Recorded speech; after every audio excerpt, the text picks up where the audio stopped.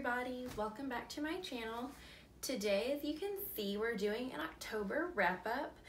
I didn't realize how much I had read in October until I pulled all the books back off my shelves. And so we're gonna go through all of them, not in the order that I read them, but just like by genre or by category. So let's start off with my YA reads for the month of October. That was the genre that I read the most out of. So I read Vampire Academy in October. I really did not like this book. I've heard that the rest of this series gets better, but I was just not impressed. I felt that all the drama and build-up was just super juvenile and uninteresting. There were also some really problematic undertones and like subplots about the main character liking to hook up and that being frowned upon, and then she also was trying to have a relationship with a much older character while she was underage. Yeah, and so I didn't really enjoy this. Maybe when I finish like my massive TBR, I'll look into the rest of the series and see if the second book is any better, but not really high on my priority list. Was not super impressed.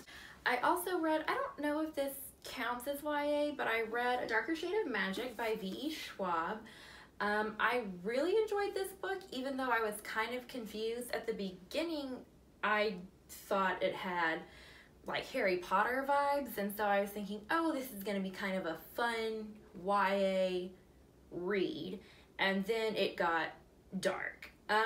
So I have the next two books in this trilogy. I'm super excited to pick those up because yeah, I did enjoy this book, and I'm interested to see where the trilogy goes after this. My next three YA reads were all Sarah J. Maas. I picked up A Quart of Thorny Roses because I'm almost done with the Throne of Glass series, and I had heard that these kind of have a little overlap, so I guess I'll find out. But I love the Throne of Glass series, even though it's flawed. I love it. This book I still enjoyed reading, but it definitely had its issues. For me, the biggest thing was pacing was really weird. Like at first it was just a bunch of like exposition, and Feyre is just kind of hanging around, not really anything happening. And then at the end, there's a whole bunch of stuff that happens like really fast.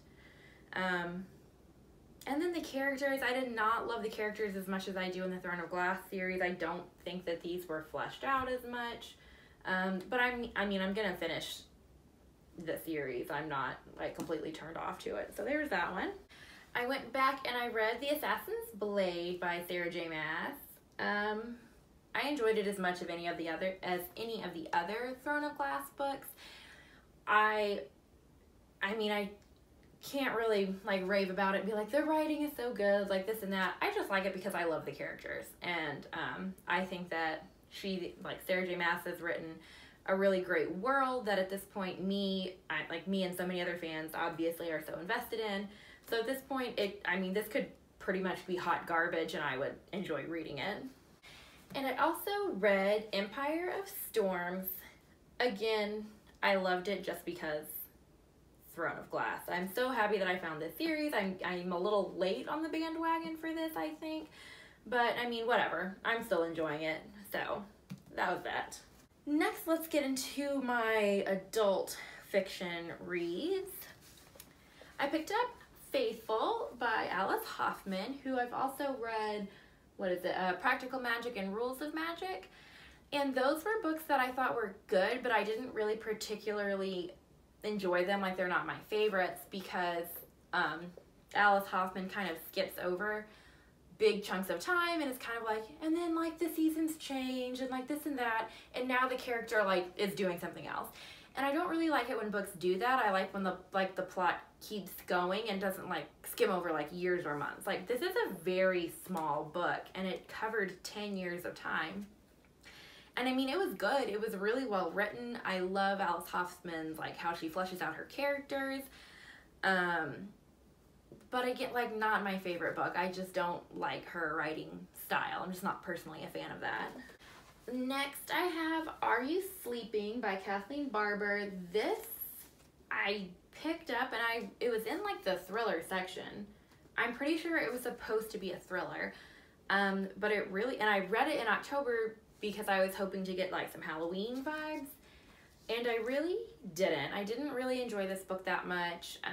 To me, a lot of it just felt really predictable, and there wasn't a big build-up. Like with other thrillers, there wasn't a big plot twist at the end. And also, the one thing I had big issues with this book is it's focused around this true crime podcast that's going back and like digging into a solved murder and how it ignites like issues within the family. And the woman who is doing the podcast is kind of villainized in this book as like giving the family issues that had been resolved and just trying to get into their business. And as someone who listens to true crime podcasts, as someone who listens to true crime podcasts, to me that just felt really problematic, because I just don't think that the people that I listen to who do podcasts are ruining other people's lives. So I didn't like that like subplot. So this was not great. I would not recommend this book, especially if you're into thrillers and we're really looking for something that would be an exciting read. Then I read Searcy by Madeline Miller. In any case, I had read her first book, Song of Achilles, and absolutely loved it. This book was also really good, but really different also. Song of Achilles, the characters are like human, they're mortal. Even though it was set like in Greek mythology, and there's things like centaurs and other things that are fictional. But this book is about Searcy, who's a goddess, and she is immortal. And one of the really big themes of this book was just her immortality and like the immortality of the other characters and these huge lifespans that they have, and how they have a different perspective on everything because they're not bound by time the same way humans and mortals are, which was like truly fascinating to read. I've never read another book that does that, but it also to me made the characters a little harder to relate to than they were in Song of Achilles, just because I am not an immortal goddess, unfortunately, a witch who lives on an island surrounded by lions and wolves. And the last adult fiction book I read this in October was a reread, The Physic Book of Deliverance Dane. This is my favorite book of all time. I've reread it like every year since I was a sophomore in high school. Actually, have I already talked about this book in another video? I may have from my October video from last year. In any case, I still really love this book. It's got witches and magic and Salem and women in academia, and I will keep reading this book until I die. I actually really probably need to get a new copy because this one is going to fall apart. But I love it. Highly recommend. And the last book that I have that I read in October was Out There, A Scientific Guide to Alien Life, Antimatter, and Human Space Travel for the Cosmically Curious by Michael Wall. This book is really little, like little. It's got large font, and it has, I'm trying to find there's like cute illustrations. I don't know how well you can see that, but there's cute illustrations in here too. So this was a super fast read. It was super fascinating. It was also hilarious. Like, I laughed out loud at multiple points while I was reading this book.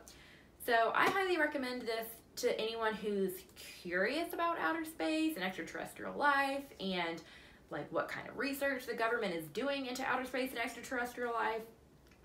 If you're super well versed in those subjects already, you probably won't pick up a lot of new information because, like I said, it's a small book. It's a good like introduction to those subjects. I really enjoyed it. I would recommend it if you're, like I said, if you're interested in those subjects. It's fun, it's funny, it's easy to understand. Yeah, that's all I got to say about that. So these were all my October reads.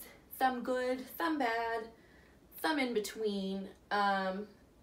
Yeah, super proud of myself actually, because I'm realizing now that's kind of a lot of books to read in 1 month. But yeah. Alright everyone, thanks for watching. See you next time. Bye!